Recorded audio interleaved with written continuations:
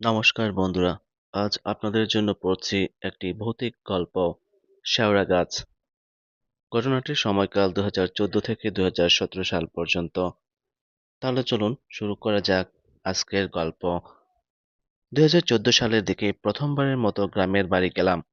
খুলনার কয়বা থানার নরনপুর গ্রামে। বয়স তখন 9 বছর। যশোরেই বড় হয়েছে। গ্রাম ছিল আমার কাছে এক অচেনা পৃথিবী।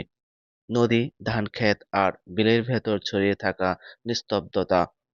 সেদিন বিকেল বেলা আমার ফুফাতো বোন সুমাইয়ার সাথে ঘুরতে বের হই। হঠাৎ আমাদের চোখে পড়ে গ্রামের এক কোণে বিস্তীর্ণ একটি বিল, আর তার ঠিক মাঝখানে দাঁড়িয়ে থাকা একটি একাকী গাছ, শেওড়া গাছ। গাছটি অদ্ভুত রকমের নিঃসঙ্গ ও ভারী লাগছিল। আশেপাশে কোনো পাখি নেই। বাতাসে পাতার মৃদু কাঁপনও যেন বিষাক্ত। সুমাইয়া হঠাৎ থেমে গিয়ে বলল, ও গাছের ধারে যাস না। কেন? ওখানে কিছু থাকে? লোকে বলে কেউ তাকালে ডেকে নেয়। আমি ভয় পেয়ে তাড়াতাড়ি বাড়ি ফিরে আসি। দাদি শুধু বললেন, ও গাছের দিকে গেলে পেছন ফিরে তাকাবি না, আর একদম মাঝখানে যাবি না। সেদিন রাতে সুমাইয়ের মুখে যেন অন্য এক ধরনের অন্ধকার ঘনিয়ে এসেছিল। গ্রামে কাটিয়ে আমরা ফিরে এলাম যশোরে। কিছুদিন যেতে না যেতেই ফুফু ফোন করে জানালেন, সুমাইয়া দিন দিন নিস্তেজ হয়ে পড়েছে। খাওয়া দাওয়া বন্ধ, চোখ লাল, কেমন যেন অন্য মানুষ হয়ে যাচ্ছে। যশোরে ওদের নিয়ে এলে এক রাতে আমার সাথে ঘুমাচ্ছিল ও। হঠাৎ দেখি গভীর রাতে সুমাইয়ার বিছানা থেকে উঠে যাচ্ছে। কোথায় যাচ্ছিস? তালগাছের নিচে। চোখ দুটো রক্তজবা ফুলের মতো লাল। ভয়ে আমি কিছু বলতে পারলাম না। পরদিন সকালে দেখা গেল সুমাইয়া তালগাছের নিচে গুটিয়ে সুটিয়ে মেরে ঘুমাচ্ছে মাটির উপরে। ওর আচরণ অদ্ভুত রকম হয়ে উঠেছিল। ফুফুরা এবার ওকে নিয়ে গ্রামের এক ওঝার কাছে যায়। ওঝা দীর্ঘ সময় চুপ করে থেকে বলে, শেওড়া গাছটা শুধু গাছ নয়, ওখানে বাস করে এক পুরুষ জিন। একসময় সে এক মেয়েকে ভালোবাসতো। মেয়েটির পরিবার মেনে নেয়নি। এক রাতে গোপনে তারা দেখা করতে গিয়েছিল।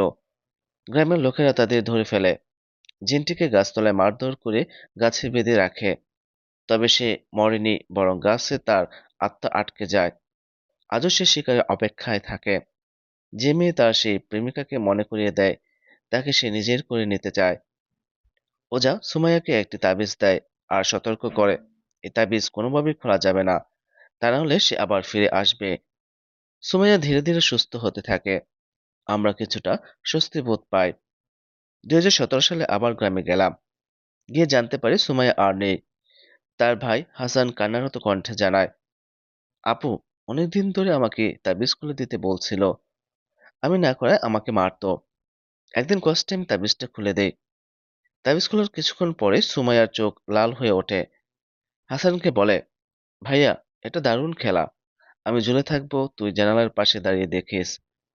এরপর দরজা বন্ধ, ফ্যানের সঙ্গে ওড়না পেঁচিয়ে নিজেই ঝুলে পড়ে সে। হাসান জানায়, তার মৃত্যুর পর তার শরীর থেকে একটা লাল আলো বেরিয়ে শেওড়া গাছের দিকে উড়ে যায়। দাফনের পরে একে একে 4 জন ওঝাকে ডাকা হয়। গাছটিকে ঘিরে তাবিজ বাঁধা হয়। কিন্তু সেই কাজ চলাকালীন একজন ওঝা গাছের নিচেই মারা যান। আজও কেউ রাত 9টার পরে গাছটার কাছে যায় না। কেউ কেউ রাতে রাস্তা দিয়ে হেঁটে গেলে শুনে, তোর তাবিজটা খুলে দে, নইলে তোকে নিয়ে যাব। তবে এখন আর কেউ মরে না। গাছটা আজও দাঁড়িয়ে আছে নিঃশব্দে, কারো অপেক্ষায়, কোনো ভুলের সুযোগে। ভুলেও যদি একা রাতে কোনো বিলের মাঝখানে একা দাঁড়িয়ে থাকা শেওড়া গাছ দেখতে পাও, পেছন ফিরে তাকিও না। হয়তো কেউ তোমাকে দেখছে চুপচাপ, ভালোবেসে কিংবা প্রতিশোধের আগুনে পড়ে। ধন্যবাদ সবাইকে।